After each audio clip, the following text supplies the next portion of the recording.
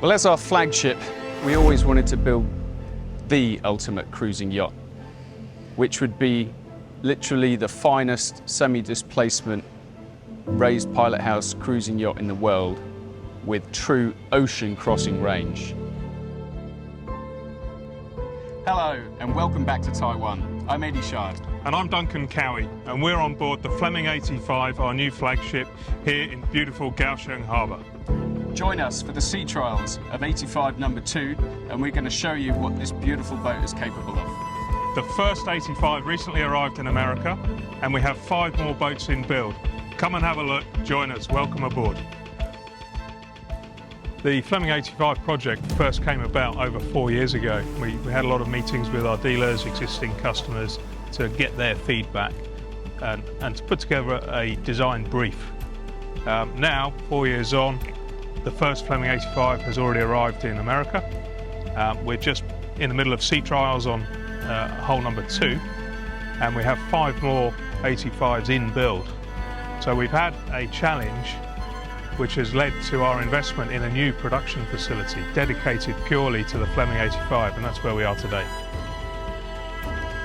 This facility we've invested in personally, so we have control, joint control over what's done and how it's run and how the facility is built. We've added some new buildings. As you can see, we've got 2 hulls behind us, another hull behind you over there, and another one in the test tank. The first hull has gone to the east coast of the States, and that buyer has actually had many Flemings before. He's had at least one 55, 2 65s, a 78, and now an 85. Hull number 2, that's going to Europe. That's a customer who has a Fleming 58 right now, and he's moving up. Hull number 3, I believe that's a new customer for us. That's a new customer. The boat will be going to America, to the East Coast. And that's one that has the enclosed flybridge design.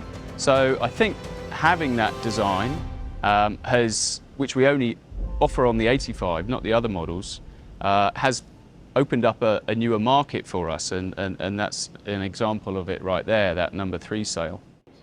We had a lot of customer feedback. Our existing customers wanted to travel further afield, explore far-flung places, to be completely self-sufficient.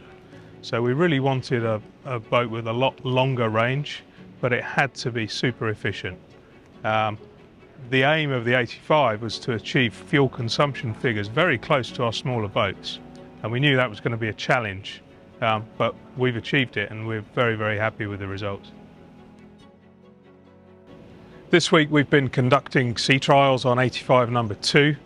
We've had a great week so far with a mixture of weather. We had some nice calm weather to begin with, which was nice to get our performance figures initially.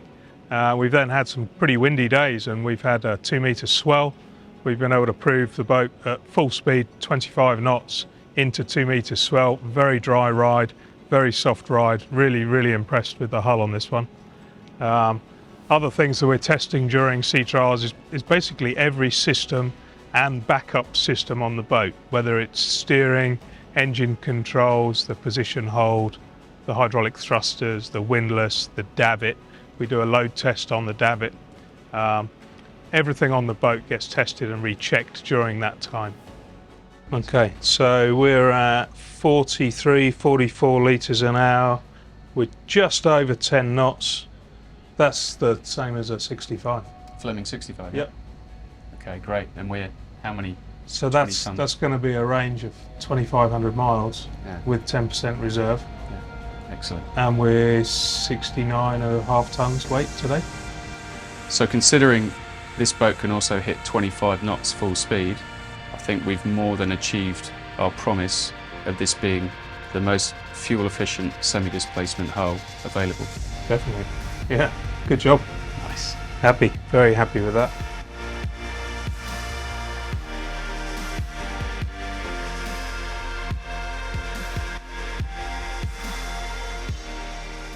With the 85, we decided from the beginning we didn't want to have a long list of options that clients are forced to choose in order to get a boat that's capable of long distance cruising. So every piece of major equipment is standard on the 85. Lithium-ion house battery bank, 1400 amp hours, big battery bank. 4 stacked inverters, 12 kilowatt of inverter power, it's all standard. Stabilisation, including stabilisation at rest, is standard equipment. So you can be anchored overnight, stabilise the boat without having to run a genset. Again, we're saving fuel, it's more efficient. Solar panels as well, standard Yep. on the hardtop, which feed into that lithium-ion battery bank. It reduces the genset runtime significantly. We've got twin disc EJS, joystick control with position hold, 6 stations around the boat. So you've got the pilothouse station, the main flybridge station, flybridge aft, flybridge port, starboard, and also on the lower deck, cockpit, port and starboard. Makes it very, very easy to operate the boat with just 2 people, or even single-handed actually. We've got twin windlasses, 1 hydraulic, 1 electric, in case either system might fail. 2 large 220-pound ultra anchors with 500 foot of stainless steel chain. On and one an additional side, on one side. Another 300 on the other side. Yeah. Yeah. So anywhere you go, this boat will take care of you. Like the 58, the naval architects we use for the 85 are Norman Wrights and Sons out of Brisbane, Australia. And they've got hundreds of years of experience of designing semi-displacement hulls. And what they've done for us here is designed the most efficient semi-displacement hull on the market, we believe. And their figures have actually, the figures that we've got from our sea trials actually exceeded what we hoped for in theory. Part of the reason also is the construction techniques that we've used. So it's still fiberglass, but we're using more foam, cord foam on the top side, still a single skin construction under the waterline, but more core above the waterline, which gives us rigidity, but without extra weight. So the boat is also much lighter than and how we've built them in the past, and that gives us great top speed as well. So here you can see the hull from the top view, and which illustrates the structure really well. So this is how the hull is delivered to us from the composite facility, with all the major bulkheads already in place. And that forward bulkhead there, you can see with the ribs on it, that's where we will be installing the composite full beam fuel tank. And then after that's installed, this bulkhead down here, which is lying loose, will then be glassed in place there. So the fuel tank is not necessary for the structure. The hull is already stiff enough, but once we've got that fuel tank in place and glassed in, it only makes the hull more stiff and rigid. One of the key features in the design was to make sure that all the major weights, particularly from fluids, so fuel, fresh water, grey water, black water, all the tankage is right midships. So it doesn't matter if you're low on fuel or you're fully fueled, the boat trims level. So we're keeping the weight off the ends, and it's made for a much better handling at sea. I'm sitting in the forward machinery space on the Fleming 85. Just give you a little look around at what we've got here. Over on my left is the lithium-ion house battery bank. So this is 1400 amp hours. This is standard equipment on the 85. We have 4 100 amp battery chargers, and we have 4 kilowatt inverters in a stack behind me. So we can run nearly all the loads from inverter power, including stabilisation at rest overnight without needing to run a generator. On the bulkhead over here, we have 3 solar charge controllers. We have a large solar array on this boat. And over here we have water maker, freshwater pumps, dual pumps for redundancy, seawater pump here, and various through holes and seacocks. I'm standing at the bow end of the Fleming 85, and you can see here how fine the entry is. This enables us to really cut through the water, having no slamming, and actually it's so fine here that we need to make this section in a separate mould and bond it in halfway through the lamination so we can get such a fine entry. And here we have the bow thruster scallop and tunnel cutout marked. This is all done in the mold. So later we can cut the hole through here and do the stern thruster. And you see the planking lines, the level of detail. This is all done within the mold, not machined afterwards. You see the planking lines going down the entirety of the hull. The hull is actually made in two parts, split right down the center, and then separated like this, and then the entire hull lifted out in one piece. You can see here there's no chines, which gives you a very soft ride in all sea states. And as we go further aft, you see the rounded section gently tapers into a hard chine at the aft end, which enables us, to have a planing hull at the aft end and gives its name to the semi-displacement hull shape. Now here we have a hole which is also molded into the hull, and this is where we will fit our Humphrey stabilizer, servo and fin. The cradle is made with this gap around the fin here to ensure that when we're loading and unloading, the fin can't hit the cradle and be damaged. You see the propeller tunnels, and again, and this is the strut pocket. That's where the strut will be bolted into the hull and then fared completely flush and smooth for a real smooth water flow. And these holes back here are actually where our underwater exhaust from the engine exits the hull. Now, a lot of builders will have the underwater exhaust exiting in the engine room further up, kind of halfway down the boat. But what tends to happen when the boat rolls, you'll get the exhaust noise and smell coming out, halfway up the boat. Whereas we have it at the very aft end, so the exhaust exits behind the boat in the wake. So the sound and any possible exhaust fumes are left far behind. The transom here, you can see, is dead flat, and this is where we would bolt on the twin disc stern thruster tube. And over the tunnels here, we would have Humphrey interceptor trim tabs, which work in tandem with the stabilizer fins to control pitch and roll and trim, and also can optimize the speed of the boat and the fuel efficiency of the boat at all speeds.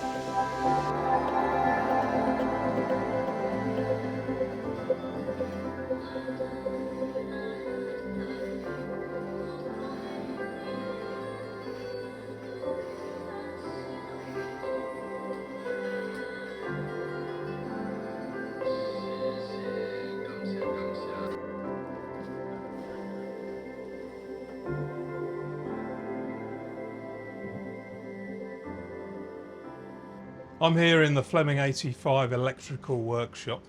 This is a dedicated air-conditioned space where the electricians can assemble all the electrical panels, circuit breaker boards and enclosures. Everything's drawn up. You can see here this is the DC system for the 85. We've got all our lithium-ion house battery bank here, all the battery chargers, the inverters. You can see that every cable has a unique number, and that will be on both ends of the cable. Makes it really easy for troubleshooting later. This is the DC negative system, also has a dedicated drawing. And we found that by having this space specifically for this team of workers, they can do a much better job. It's comfortable, as I say, it's air conditioned, everything can be pre-assembled and tested here before it's installed on the boat. Now I'm in the engine room of Fleming 85 hull number 5. Behind me are the fuel tanks, 12,000 litre fuel tanks, and here we have a fuel polishing system. Below are the fuel select valves for the engines and the gensets, and here you can see the engines are installed. And one of the main features on a Fleming is that we use aquadrives as standard. So what the aquadrive enables us to do is, instead of the engine taking the thrust of the propeller, the aquadrive system takes it via a bracket here, which is yet to install. What that does is allows us to use very soft engine mounts, so the engine can essentially just float on soft engine mounts without taking any thrust. And the soft engine mounts mean that the vibration and noise from the engine is not transmitted into the boat.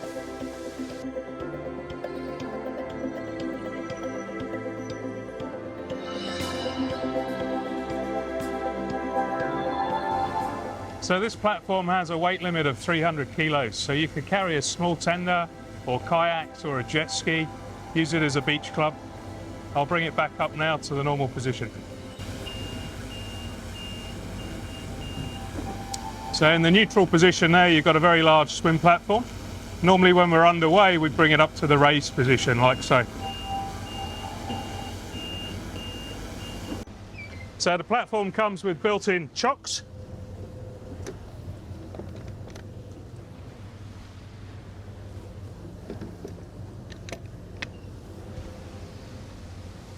And they're flush when not in use.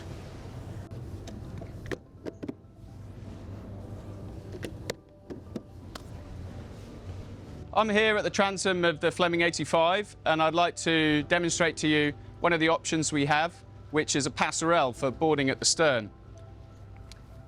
So the passerelle comes out here, and you can operate it from a key fob in your pocket or via a control panel from our control station here. So I'll just turn it on.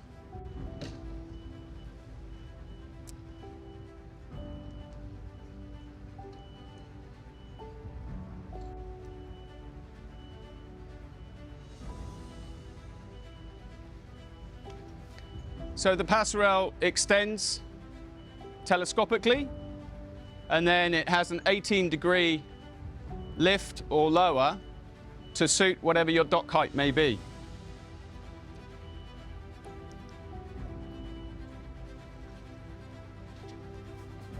So this way you can safely access a fixed dock that you often find in the Mediterranean. There we are. I'm now in the bow thruster room, right in the very forward part of the boat, forward of the machinery space, underneath the accommodation sole. So behind me here you can see the hydraulic bow thruster. This is an 85 horsepower motor. After me I've got two water heaters for the domestic hot water. We have a fixed fire extinguishing system here, and there's a camera system on the bulkhead so we can monitor this area from the pilot house. While the boat's sitting on its own cradle throughout its construction period, and we just put that cradle and the boat onto the back of a truck and truck it down to the harbour. It takes about half an hour to get there during the night when the roads are clear and safe. And after sea trials, because the vicinity is so close to the harbour, we're able to come back or go back and forth as many times as we need to get the boat right and finished.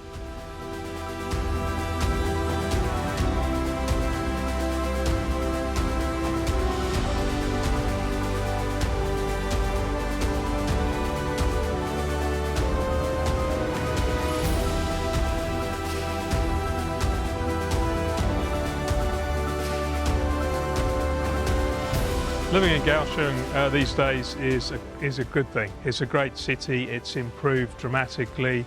The infrastructure, the facilities. It's a nice place.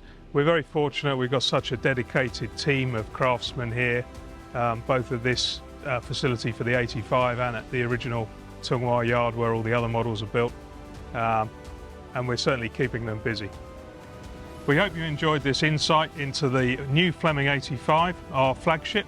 We're very, very proud of how this new yacht has turned out. If there's anything else you'd like to see or learn more about what we do, please let us know. We'd love to show you more.